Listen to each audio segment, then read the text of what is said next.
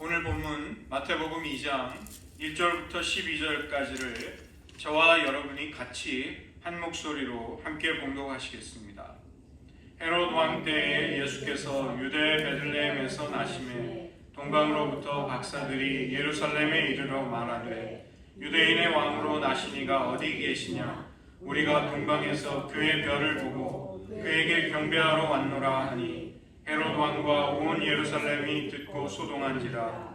왕이 모든 대제사장과 백성의 서기관들을 모아 그리스도가 어디서 나겠느냐 물으니 이르되 유대 베들레헴이오니 이는 선지자로 이렇게 기록된 바 또 유대 땅 베들레헴아 너는 유대 고을 중에서 가장 작지 아니하도다.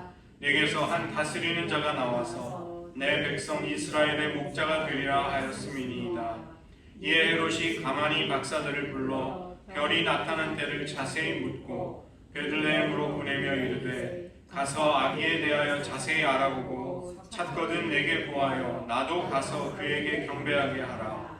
박사들이 왕의 말을 듣고 갈새 동방에서 보던 그 별이 문득 앞서 인도하여 가다가 아기 있는 곳 위에 머물러 서 있는지라. 그들이 별을 보고 매우 크게 기뻐하더라. 집에 들어가 아기와 그의 어머니 마리아가 함께 있는 것을 보고 엎드려 아기께 경배하고 보배압을 열어 황금과 유향과 몰약을 예물로 드리니라. 그들은 꿈에 헤롯에게로 돌아가지 말라 지시하심을 받아 다른 길로 고국에 돌아가니라. 아멘.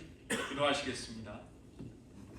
하나님, 이 성탄을 통해서 하나님께서 우리들의 영적인 무지와 연약함과 또 완고하고 교만한 마음을 어떻게 아들을 내어주시는 사랑 속에 역사하시고 우리들을 변화시키는지 깊이 깨닫는 이 시간 되게 하시고 우리들의 삶 속에 복음의 능력을 경험하게 하여 주시옵소서. 모든 말씀 예수님의 이름으로 기도드립니다. 아멘. 성탄은 매해 돌아올 때마다 우리에게 복음이 무엇인지를 새롭게 계시하여 줍니다. 한 아버지가 바쁜 자식들을 간절히 보기를 원했지만 그 자식들은 아버지의 마음을 헤아리지 못하고 아버지를 찾아오지 않았습니다.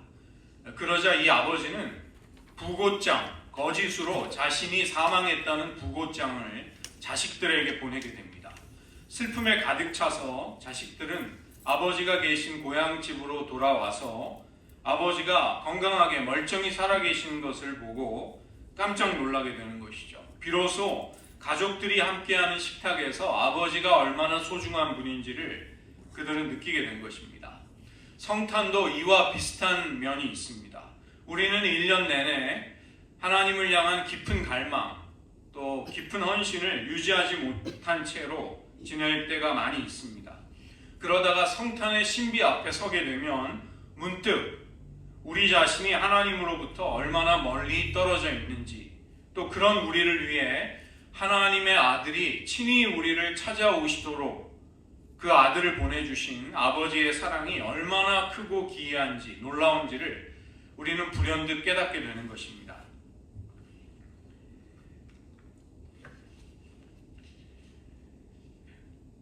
우리 안에는 교만함이 있습니다. 이것을 우리는 인물로, 오늘 본문 속의 인물에 비유하자면 헤롯이라고 할 수 있는 것이죠. 유대인의 왕으로 나시니가 어디 계십니까? 동방 박사들이 이 질문을 하고 있을 때 이 질문을 받고 있는 사람이 헤롯 대왕이라는 사실을 우리는 눈여겨볼 수가 있습니다.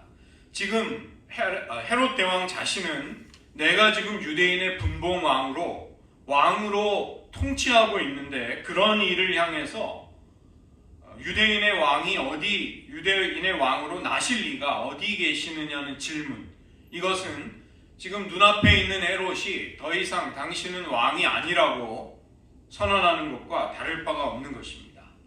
헤롯과 예루살렘의 유다 왕궁이 소동을 하는 것은 당연한 일이었습니다.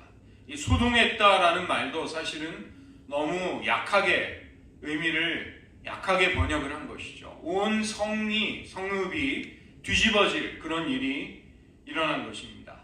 이 헤롯 대왕은 예루살렘 출신이라든가 이스라엘 사람이 아닌 에돔 사람입니다.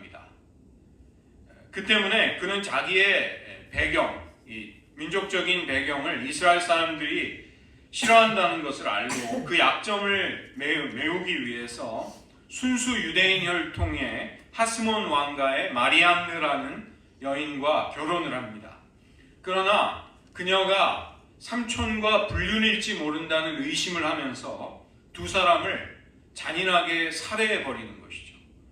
여기에서 그치지 않고 하스몬 왕가의 자기와 결혼한 그 마리암느의 남동생, 할아버지, 아버지 두 아들까지 살해하는 정말로 끔찍한 심성을 가진 사람이 바로 헤롯 대왕이었습니다. 유대인의 왕으로 나신 메시아 아기 예수님이 탄생하셨다는 소식을 들었을 때 헤롯은 반쯤 미쳐서 베들레헴과 그 주변에 사는 2살 아래의 남자 아기들을 학살했던 것입니다. 어머니의 품에서 갓난아기 아기를 빼앗은 군인들이 그 아기를 죽이는 끔찍한 일들이 도처에서 벌어진 것이죠. 우리 안에도 비유컨대 헤롯이 있습니다.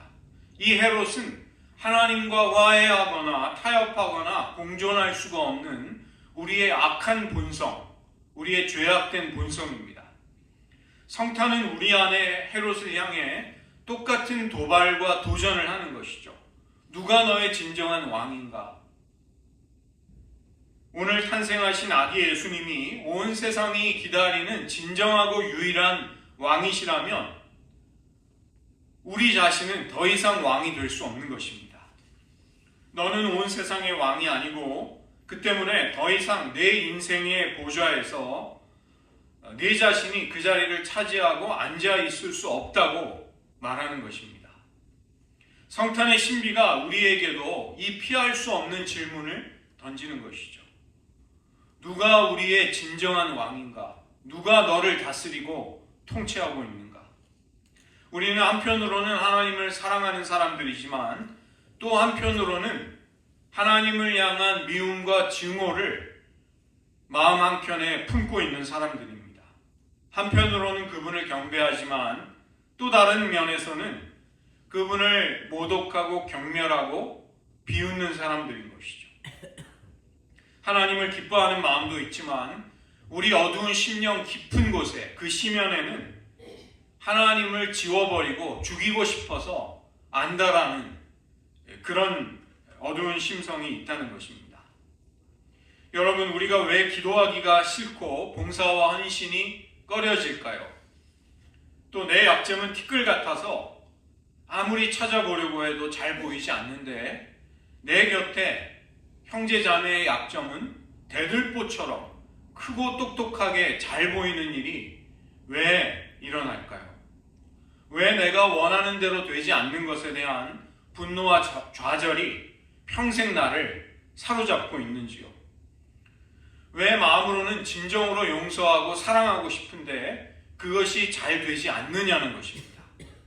같은 실수와 죄악된 습관의 노예가 사는 것, 정말 싫은데도 우리는 그 싫은 곳에 또 가는 우리를 발견하는 것이죠. 혐오하는 일들을 지긋지긋해 하면서도 끊어버리지 못하는 삶이 우리들의 삶 가운데 계속된다는 것입니다.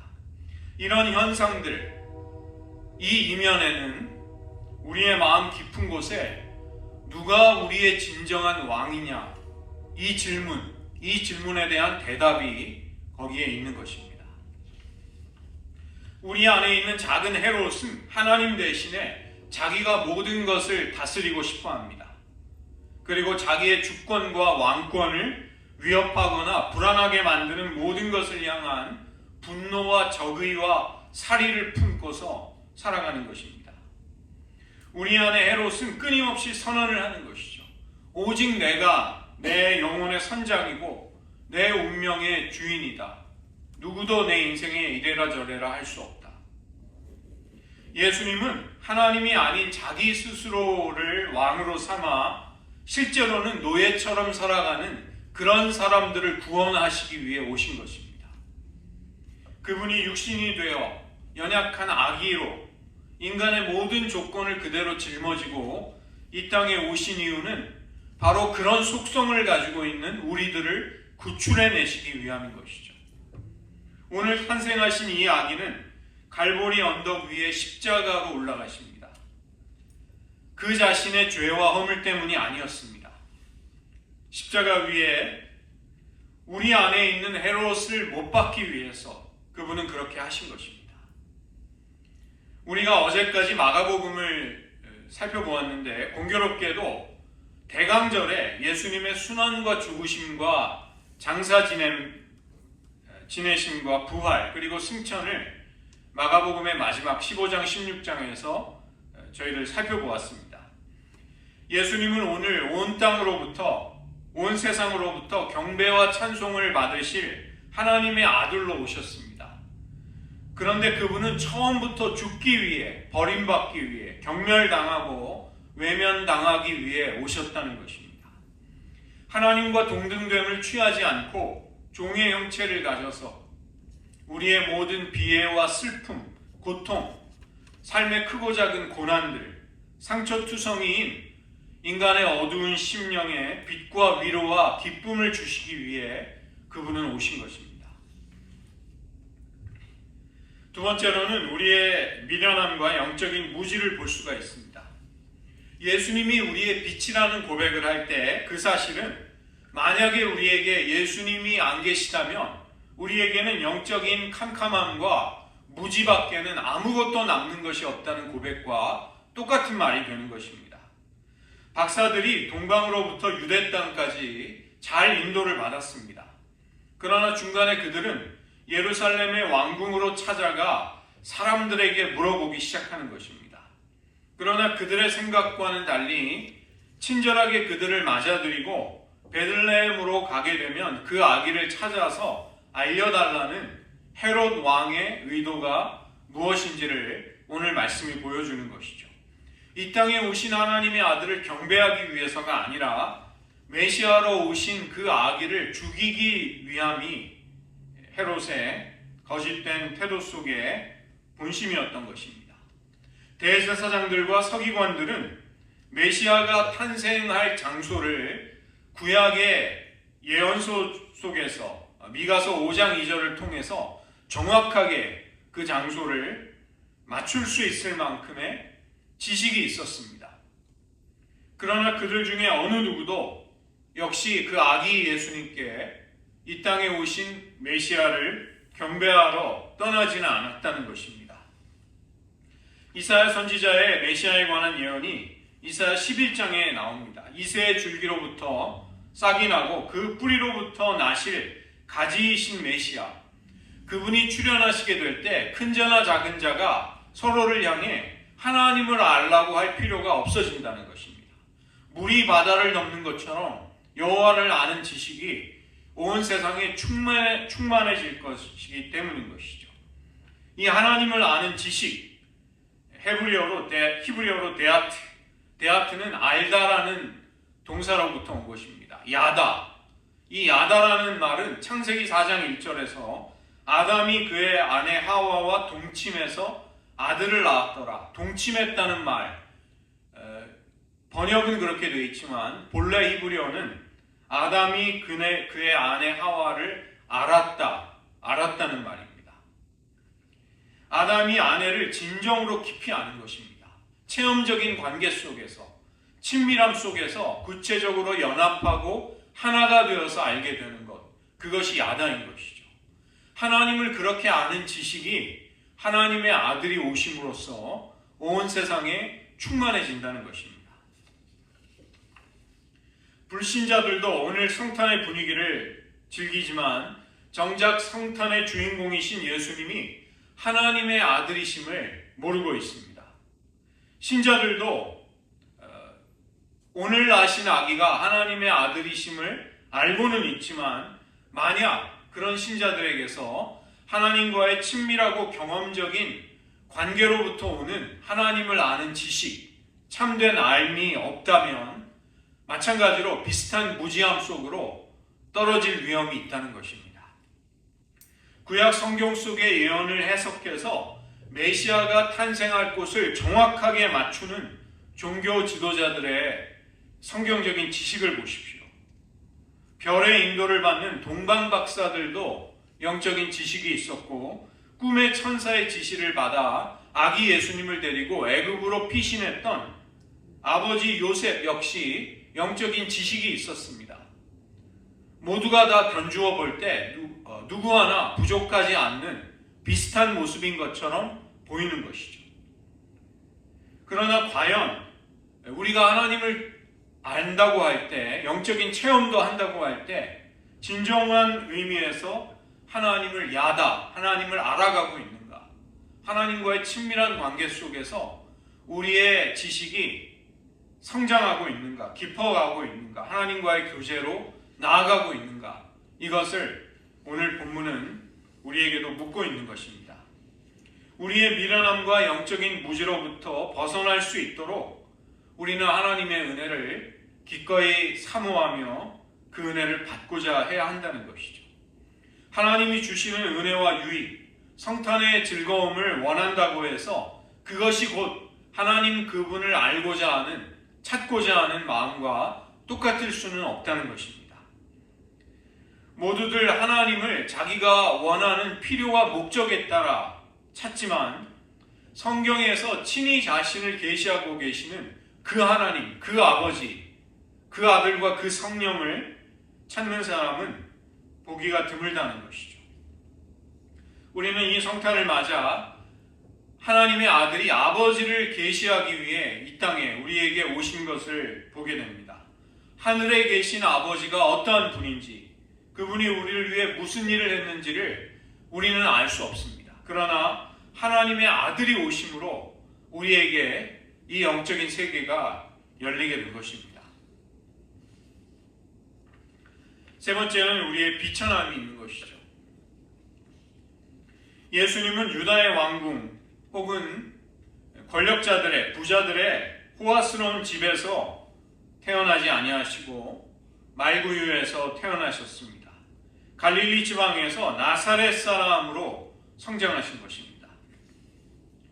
제가 뉴저지에 살 때 엘란트라 현대 자동차를 타고 다녔는데 딜러를 찾아간 적이 있습니다. 차를 고치기 위해서.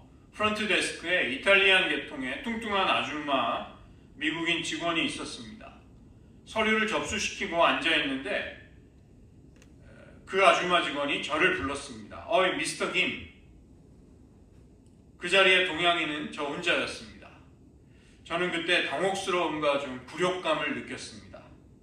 김춘수 시인의 작품 꽃, 그 시를 보면 누군가 우리의 이름을 부르면 우리는 그에게로 가서 꽃이 되는 것이죠. 그날 저는 저를 미스터 김이라고 부르는 그 아줌마에게로 가서 미스터 김이 된 것입니다. 그 직원에게는 머리가 검은 동양 사람은 그냥 누구나 다 미스터 김일 뿐인 것이죠. 서류에 있는 그 이름을 확인하려고도 하지 않았습니다. 더 알 필요도, 신경을 쓸 필요도 없고 돈만 내고 가면 되는 사람, 그렇게 된 것이죠. 예수님의 제자 빌립이 자기 친구 나다나엘에게 예수님을 소개했을 때 첫 반응이 나옵니다. 나사렛에서 무슨 선한 것이 나겠느냐. 그런 미천하고 별 볼 일 없고 상대하고 싶지 않은 사람이 네가 따르는 선생님이냐, 너의 지도자냐, 그런 사람에게서 무슨 유익을 기대할 수 있겠느냐.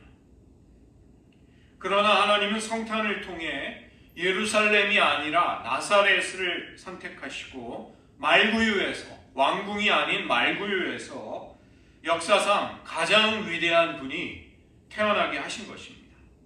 이것이 하나님이 역사를 운행하시고 사람들을 구원하시는 하나님의 방식인 것이죠.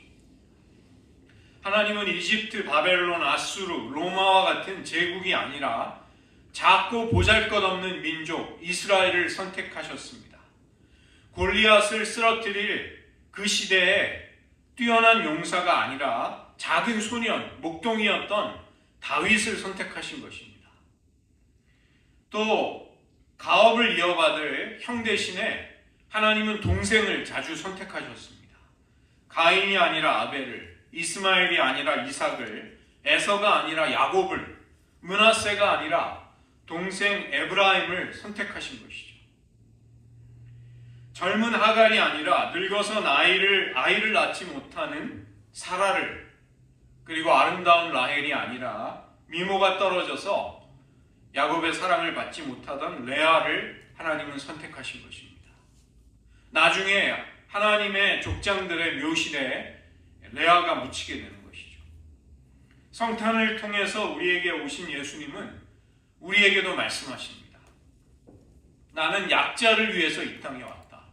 연약함을 내 앞에서 인정하는 자들을 구원하기 위해 이 땅에 왔노라고 말씀하십니다. 그들이 행한 일 때문이 아니라 내가 그들을 위해 행할 위대한 일을 통해 그들을 구원할 것이기 때문에 이 땅에 오셨다는 것입니다. 나는 그 때문에 거절당하고 배척당하고 모욕당할 것이다. 채찍질 당하다가 죽임을 당할 것이다. 그리고 그것이 너희들을 구원하는 나의 능력과 지혜가 될 것이다. 오늘 우리는 성탄의 신비 속에서 우리 안에 헤롯, 우리의 무서운 교만이 하나님의 아들을 십자가에 못 박히게 하는 것을 보게 되는 것입니다. 또 우리 안에 영적인 무지와 어리석음을 깨우치기 위해서 우리를 인도하시는 성령님이 우리에게 부어지는 우리의 미래를 떠올릴 수 있는 것이죠. 보혜사가 우리에게 부어지는 이 은총의 역사는 하나님의 아들이 오늘 우리에게 반드시 오셔야만 우리에게 허락되는 은혜인 것입니다. 우리의 비천함과 실패를 딛고 일어서도록 우리의 부끄러움을 씻어주시기 위해서 우리를 그 사랑의 품에 안아주시는 나사렛 예수님, 우리는 그분을 통해 존귀하게 되고 부끄러움을 씻게 될 것입니다. 성탄에 이런 소망이 넘치시게 되시기를 주님의 이름으로 축원드립니다. 오늘 말씀을 의지하면서 저희들 함께 기도하겠습니다.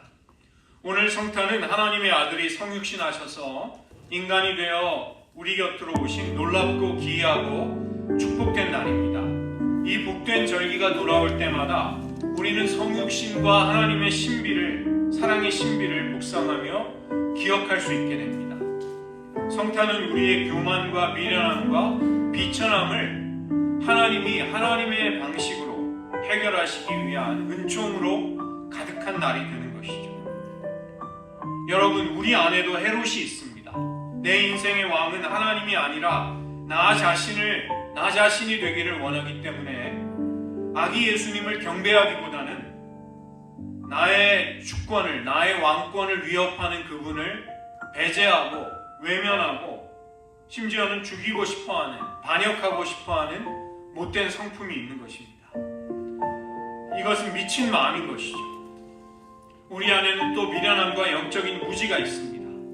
예수님의 탄생 장소를 성경의 예언을 정확하게 해석해서 맞출 수는 있을지는 몰라도 그분에게 나아가 경배하려는 결정적인 행동은 하려고 하지 않는 것입니다.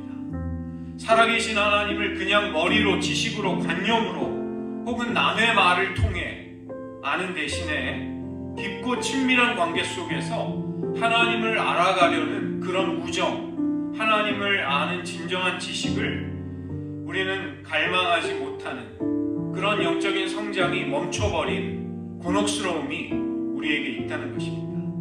또 우리에게는 비천하고 연약한 부분들이 있습니다. 인생의 많은 고난과 질고와 환난을 겪었습니다. 쓰라린 인간관계의 거절과 상처와 배신을 우리는 경험했습니다. 그 때문에 자꾸만 마음을 닫아 걸고 하나님도 그 누구도 나를 제대로 이해하거나 사랑하지 못한다는 얼어붙은 마음으로 살아왔던 것입니다. 자꾸만 그러한 삶으로 돌아가고 싶은 유혹이 우리에게 찾아오는 것이죠. 그러나 이 성탄의 은총 속에서 하나님은 예수 그리스도와 우리를 연합시킴으로써 우리의 옛 자아, 우리의 못된 성품을, 우리 안에 헤롯, 그 교만을 십자가에 못 박으시는 은혜의 역사를 펼치시는 것입니다. 예수님과 함께 죽고 예수님과 함께 부활하는 이 구속의 은총이 우리의 삐뚤어진 심성, 우리의 비열한 마음, 하나님의 긍휼을 구하지만 다른 이들을 향해서는 용서하지 않으려는 우리의 모순으로부터 우리를 건져주실 것입니다. 동방에서 별을 연구하던 동방 박사들을 인도에 오신 분도 하나님이셨습니다. 필요하시면 요셉에게 천사를 현몽시켜서 갈 길을, 피할 길을 주시는 분도 하나님이시고, 말씀을 통해 우리를 인도하시는 분도 하나님이신 것이죠. 우리는 그런 하나님의 인도와 지시와 이끄심을 통해 인생을 살아갈 수 있는 것입니다.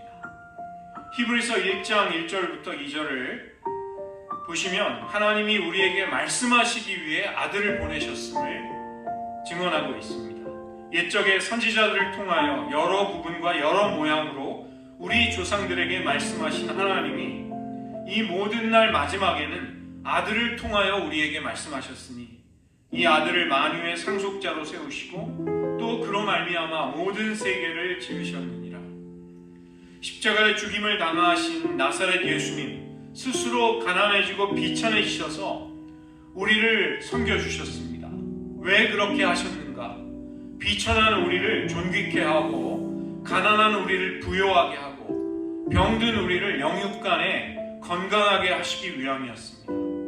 우리의 교만, 자아의 완고함과 강팍함, 무지와 어리석음과 미련함, 비천함과 연약함을 하나님의 아들을 통해 해결해 주시기 위해 우리를 이 은총의 날을 맞이하게 해주신 것입니다. 이 성탄의 은총이 우리의 교만함과 비천함과 무지로부터 우리를 건져주시도록 그 하나님의 긍휼 앞에 하나님 두 손 들고 겸손히 나아가겠습니다. 이 시간 여러분의 신앙 고백으로 잠시 기도하겠습니다.